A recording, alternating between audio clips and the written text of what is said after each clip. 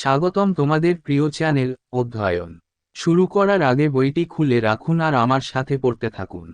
আমাদের এই ছোট্ট চ্যানেলটি সাবস্ক্রাইব করতে ভুলবেন না। চলুন শুরু করি। Third Battle of Panipat, the 14th of January 1761, the forces of Abdali and the Marathas met at Panipat on the 14th of January 1761. The Maratha army was completely routed, causing over 40,000 casualties. This marked the beginning of the decline of the Maratha glory. Both Vishwas Rao and Sadashiv Rao Bhau perished along with many other Maratha commanders and 28,000 soldiers. Those who fled were chased by the Afghan cavalry and robbed by the Jats, Ahirs and Gujars of Panipat region. The Peshwa got the news while he was on his way to the north to help his cousin. Shocked by the tragic news, he met with an early death in June 1761. In this way, Ahmad Shah gave a death blow to the Maratha glory. পানিপথের তৃতীয় যুদ্ধ 14 জানুয়ারি 1761, আবদালি এবং মারাঠাদের বাহিনী 14 জানুয়ারি 1761 সালে পানিপথে মিলিত হয়। মারাঠা বাহিনী সম্পূর্ণভাবে পরাজিত হয়, যার ফলে 40,000 জনের বেশি হতাহতের ঘটনা ঘটে। এটি মারাঠা গৌরবের পতনের সূচনা করে। বিশ্বাস রাও এবং সদাশিব রাও ভাউ উভয়ই অন্যান্য মারাঠা সেনাপতি এবং 28,000 সৈন্য সহ নিহত হন। যারা পালিয়ে গিয়েছিল তাদের আফগান অশ্বারোহী বাহিনী তাড়া করেছিল এবং পানিপথ অঞ্চলের জাট, আহির এবং গুজরা তাদের ছিনতাই করেছিল। পেশোয়া তার চাচাতো ভাইকে সাহায্য করার জন্য উত্তরে যাওয়ার সময় খবর পেয়েছিলেন। মর্মান্তিক সংবাদে হতবাক হয়ে তিনি 1761 সালের জুন মাসে অকাল মৃত্যুর মুখোমুখি হন। এইভাবে আহমদ শাহ মারাঠা গৌরবকে একটি মৃত্যু ঘা দেন। Neither the Marathas nor the Afghans benefited from this battle. The beneficiaries were the British, who grasped this opportunity to expand influence in Bengal. In reality, the Third Battle of Panipat did not decide who would rule India, but rather who would not. It, therefore, cleared the way for the rise of British power in India. If Plassey had sown the seeds of British supremacy in India, Panipat afforded time for their maturing and striking roots. এই যুদ্ধে মারাঠা বা আফগানদের কেউই লাভবান হয়নি।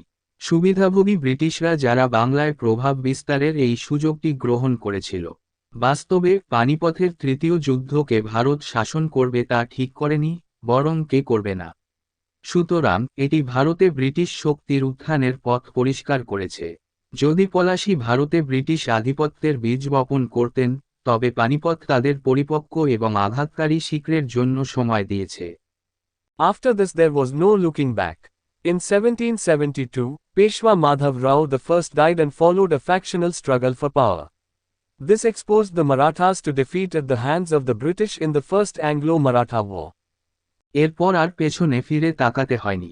1772 সালে পেশোয়া মাধব রাও প্রথম মারা যান এবং ক্ষমতার জন্য একটি দলগত লড়াই অনুসরণ করেন। এটি প্রথম অ্যাংলো মারাঠা যুদ্ধে ব্রিটিশদের হাতে মারাঠাদের পরাজয়ের জন্য উন্মোচিত করেছিল। Causes of Maratha defeat in Third Battle of Panipat. Abdali's forces enjoyed both numeric and qualitative superiority. While Abdali's army was estimated at 60,000, the Maratha army was estimated at 45,000. The Marathas were also accompanied by several non-combatants, around 2 lakh as per an estimate, that virtually turned the Maratha forces into a slow-moving caravan, hampering swift movement of the forces. The Marathas had to play the dual role of fighting the war and protecting these civilians who were like sitting ducks before the Afghans. When these civilians were slaughtered in cold blood, it further pulled down Maratha morale. পানিপথের তৃতীয় যুদ্ধে মারাঠাদের পরাজয়ের কারণ। আবদালির বাহিনী সংখ্যাগত এবং গুণগত উভয় ক্ষেত্রেই শ্রেষ্ঠত্ব উপভোগ করেছিল। যেখানে আবদালির সৈন্য সংখ্যা 60,000 ছিল, মারাঠা সেনাবাহিনীর সংখ্যা ছিল 45,000। মারাঠাদের সাথে বেশ কিছু অযোদ্ধাও ছিল, একটি অনুমান অনুসারে প্রায় 2 লক্ষ, যা কার্যত মারাঠা বাহিনীকে একটি ধীর গতির কাফেলায় পরিণত করেছিল, বাহিনীর দ্রুত গতিতে বাধা সৃষ্টি করেছিল। মারাঠাদের যুদ্ধে দ্বৈত ভূমিকা পালন করতে হয়েছিল এবং এই বেসামরিক নাগরিকদের রক্ষা করতে হয়েছিল যারা আফগানদের সামনে হাঁসের মতো বসেছিল। যখন এই বেসামরিক লোকদের ঠান্ডা রক্তে হত্যা করা হয়েছিল, তখন এটি মারাঠাদের মনোবলকে আরও টেনে নিয়েছিল। Abdali's forces were better organized and better equipped. While Abdali's men fought with muskets, light gun with a long barrel, and swivel guns, small cannon mounted on a swiveling stand, the Maratha forces mostly fought with their swords and lances. আবদালির বাহিনী ছিল আরও সুসংগঠিত এবং সজ্জিত। আবদালির লোকেরা যখন মাস্কেট, দীর্ঘ barrel সহ হালকা বন্দুক এবং সুইভেল বন্দুক, একটি সুইভেলিং স্ট্যান্ডে বসানো ছোট কামান নিয়ে লড়াই করেছিল, মারাঠা বাহিনী বেশিরভাগই তাদের তলোয়ার এবং ল্যান্স দিয়ে যুদ্ধ করেছিল। The Marathas fought alone without any support. Their overbearing attitude and policy of indiscriminate plunder had estranged the Muslims and the Hindu chiefs alike, such as the Jats, the Rajputs and the Sikhs. On the other hand, the Muslim powers of North India rallied behind Abdali. মারাঠারা কোনো সমর্থন ছাড়াই একাই যুদ্ধ করেছিল। তাদের অদম্য মনোভাব এবং নির্বিচার লুণ্ঠনের নীতি জাট, রাজপুত এবং শিখদের মতো মুসলিম ও হিন্দু প্রধানদেরকে বিচ্ছিন্ন করেছিল। অন্যদিকে উত্তর ভারতের মুসলিম শক্তিগুলো আবদালির পেছনে ছুটে যায়। Near famine conditions prevailed in the Maratha camp as the road to Delhi was cut off by the Afghan war. The Maratha camp turned into a virtual hell owing to the stench of carcasses lying around unburied. Mutual jealousies infested the Maratha leadership, which also considerably weakened their position. Bhau took pride in his Brahmin birth and looked down upon Malhar Rao Holkar.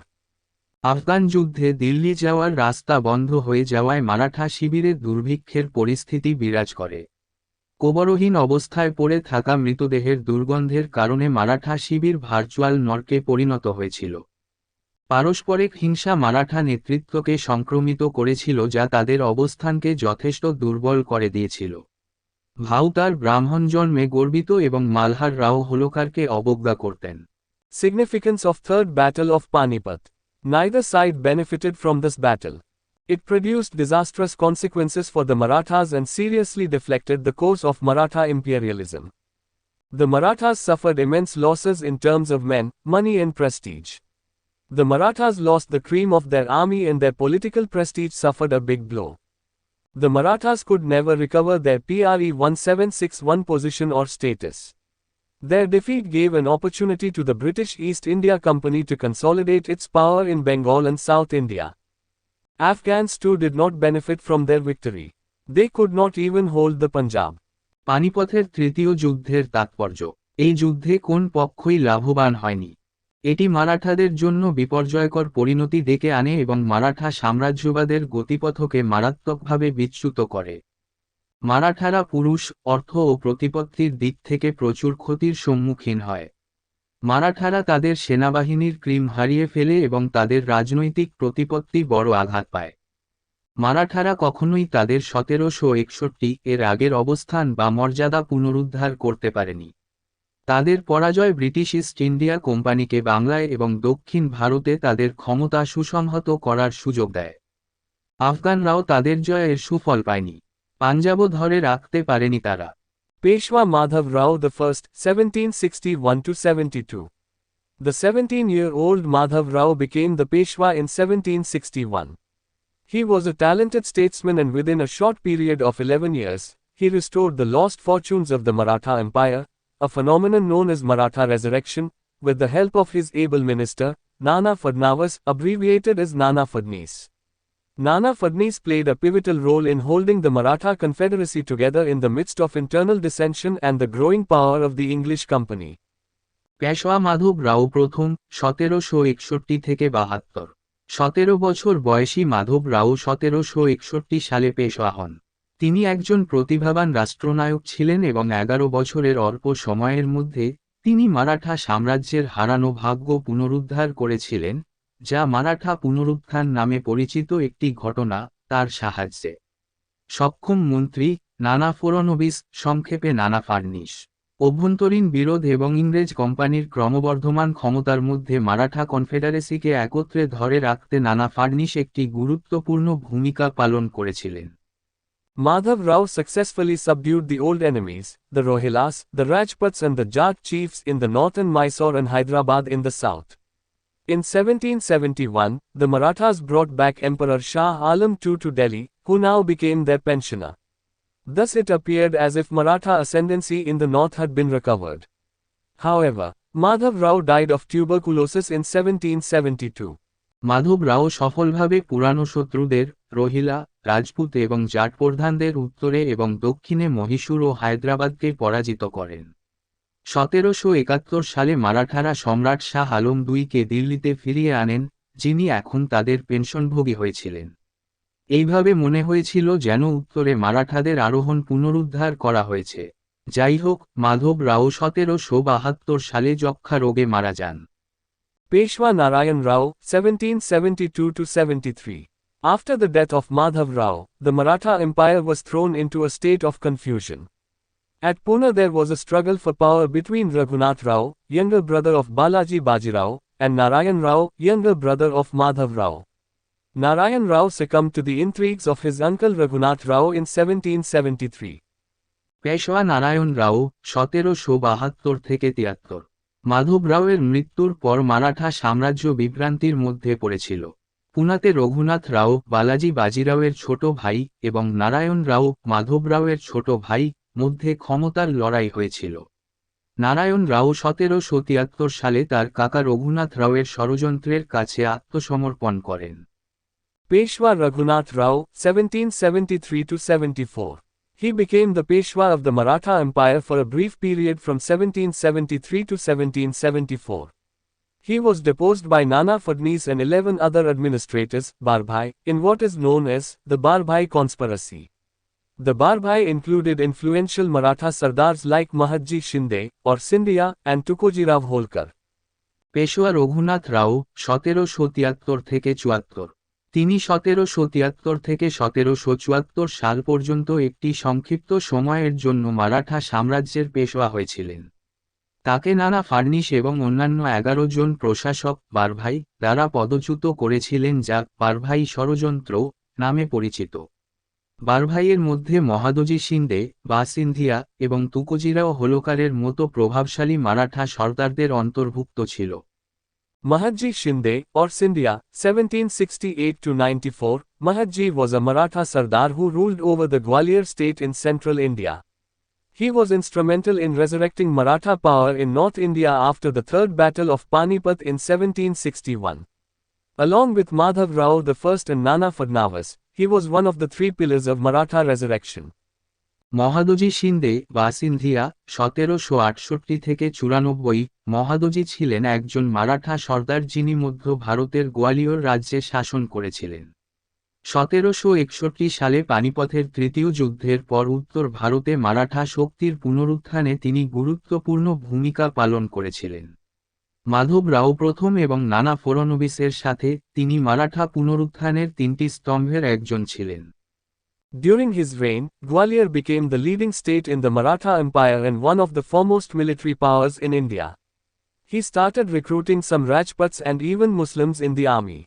He reorganized his army along European and scientific lines. For this reason, he also appointed a Savoy resident, Count Benoit de Boyne, from the Duchy of Savoy in Italy, but under French occupation during 1792–1814, and later on Monsieur Perrin, as specialists. তার রাজত্বকালে গোয়ালিয়র মারাঠা সাম্রাজ্যের নেতৃস্থানীয় রাজ্য এবং ভারতের অন্যতম প্রধান সামরিক শক্তিতে পরিণত হয়। তিনি সেনাবাহিনীতে কিছু রাজপুত এমনকি মুসলমানদেরও নিয়োগ করতে শুরু করেন। তিনি তার সেনাবাহিনীকে ইউরোপীয় এবং বৈজ্ঞানিক লাইনে পুনর্গঠিত করেছিলেন। এই কারণে তিনি একজন স্যাভয় বাসিন্দা, কাউন্ট বেনোয়েট ডি বইগ্নে, ইতালির ডাচি অফ স্যাভয় থেকে, তবে 1792 থেকে 1814 সাল পর্যন্ত ফরাসি দখলে ছিলেন এবং পরে মশিউর পেরনকে বিশেষজ্ঞ হিসাবে নিয়োগ করেছিলেন। The Marathas under Mahadji returned to northern India, overrunning the Rajputana, defeating the Jats and expelling the Rohilas from the Doab and captured Delhi, February 1771, and reinstated Shah Alam II at Delhi throne under Maratha suzerainty.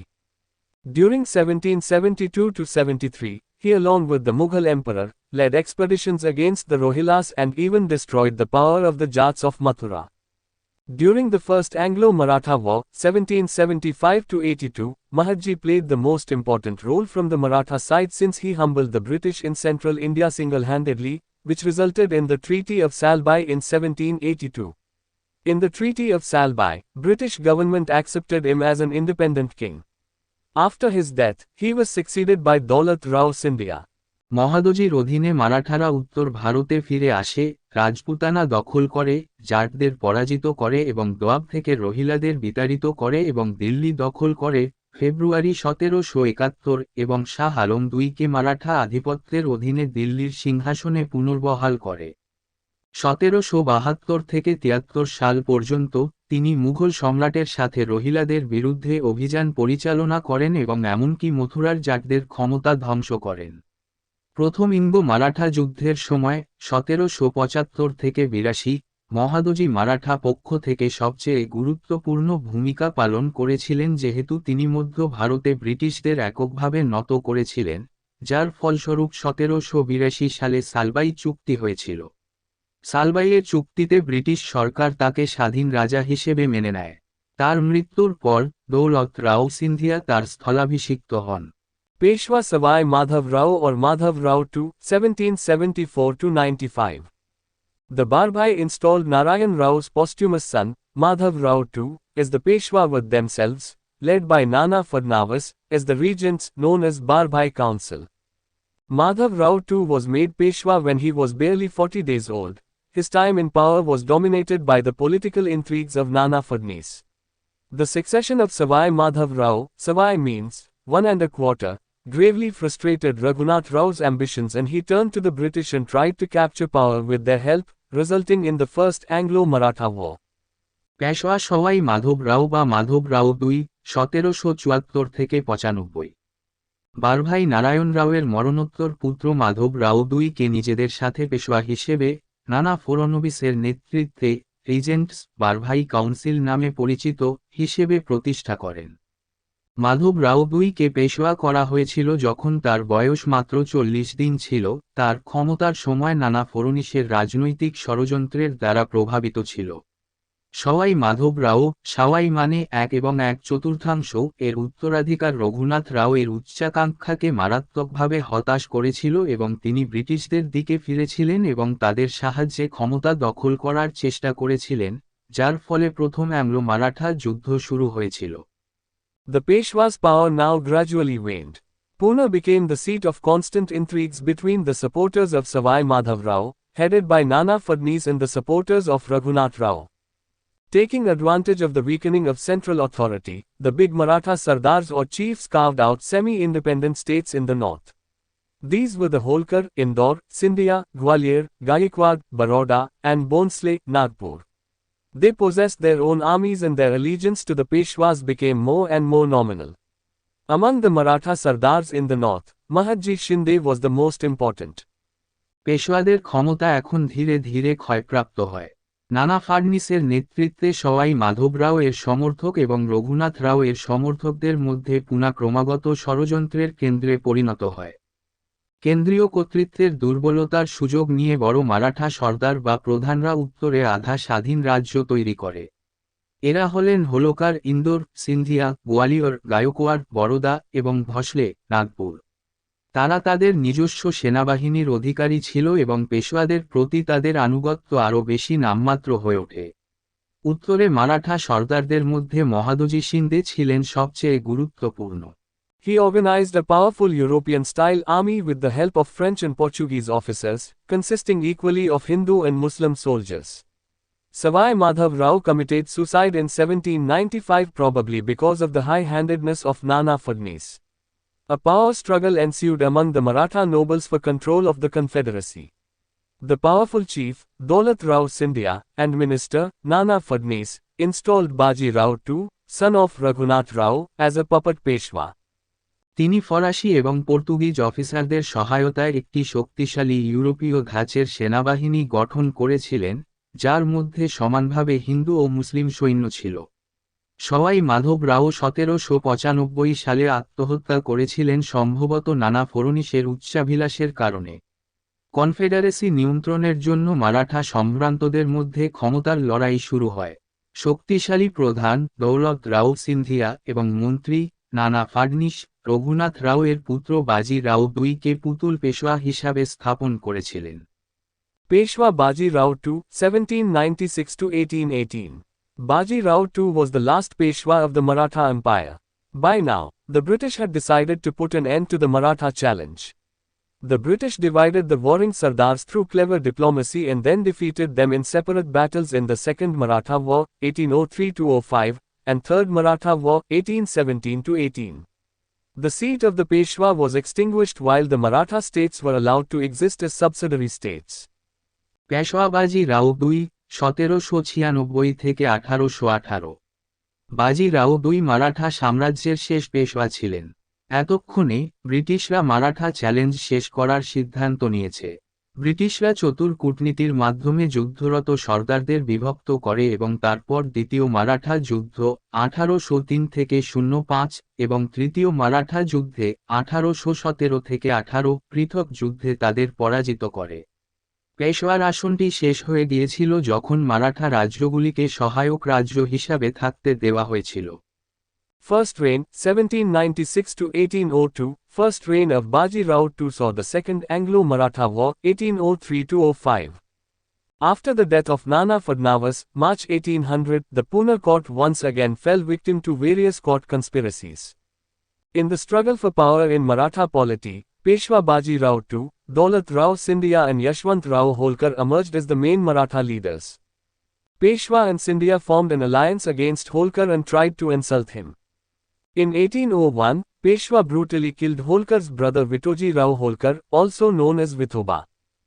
This made Holkar attack Pune, Battle of Pune, who then defeated the combined armies of Peshwa and Scindia near Hadapsar and captured Pune. Peshwa fled, took refuge in Bassein and approached Wellesley for help. This provided the British an ideal opportunity to intervene in the Maratha affairs. Baji Rao II accepted subsidiary alliance and signed the Treaty of Bassein in 1802. This affected the patriotic feelings of other Maratha chiefs and provoked the Second Anglo-Maratha War that began the breakup of the Maratha Confederacy. প্রথম রাজত্ব 1796 থেকে 1802, বাজি রাও দুই এর প্রথম রাজত্ব দ্বিতীয় Anglo Maratha যুদ্ধ 1803 থেকে 05 দেখেছিল। নানা ফড়নবিসের মৃত্যুর পর মার্চ 1800 পুনা আদালত আবারও বিভিন্ন আদালতের ষড়যন্ত্রের শিকার হয়। মারাঠা রাজনীতিতে ক্ষমতার লড়াইয়ে পেশওয়া বাজি রাও দুই, দৌলত রাও সিন্ধিয়া এবং যশবন্ত রাও হোলকার প্রধান মারাঠা নেতা হিসাবে আবির্ভূত হন। পেশওয়া এবং সিন্ধিয়া হোলকারের বিরুদ্ধে একটি জোট গঠন করে এবং তাকে অপমান করার চেষ্টা করে। 1801 সালে পেশওয়া হোলকারের ভাই বিঠোজি রাও হোলকারকে বিঠোবা নামেও পরিচিত নির্মমভাবে হত্যা করেন। এর ফলে হোলকার পুনা আক্রমণ করেন পুনার যুদ্ধ, যিনি তখন হদপসারের কাছে পেশওয়া ও সিন্ধিয়ার সম্মিলিত বাহিনীকে পরাজিত করেন এবং পুনা দখল করেন। পেশওয়া পালিয়ে বেসিনে আশ্রয় নেন এবং সাহায্যের জন্য ওয়েলেসলির কাছে যান। এটি ব্রিটিশদের মারাঠা বিষয়ে হস্তক্ষেপ করার একটি আদর্শ সুযোগ প্রদান করে। বাজি রাও দুই সহায়ক জোট গ্রহণ করেন এবং 1802 সালে বাসেইনের চুক্তিতে স্বাক্ষর করেন। এটি অন্যান্য মারাঠা প্রধানদের দেশপ্রেমিক অনুভূতিকে প্রভাবিত করে এবং দ্বিতীয় অ্যাংলো মারাঠা যুদ্ধকে উস্কে দেয় যা মারাঠা কনফেডারেসির বিচ্ছেদ শুরু করে। Second reign, 1803–18, during his second reign began the Third Anglo-Maratha War. On the 3rd of June 1818, Peshwa surrendered before the British. He was dethroned and pensioned off and ordered to spend his last days in Bithur near Kanpur.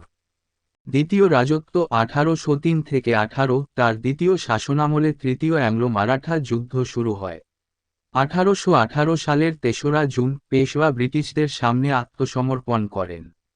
তাকে পদচ্যুত করা হয়েছিল এবং pension বন্ধ করে দেওয়া হয়েছিল এবং কানপুরের কাছে বিথুরে তার শেষ দিনগুলি কাটানোর নির্দেশ দেওয়া হয়েছিল।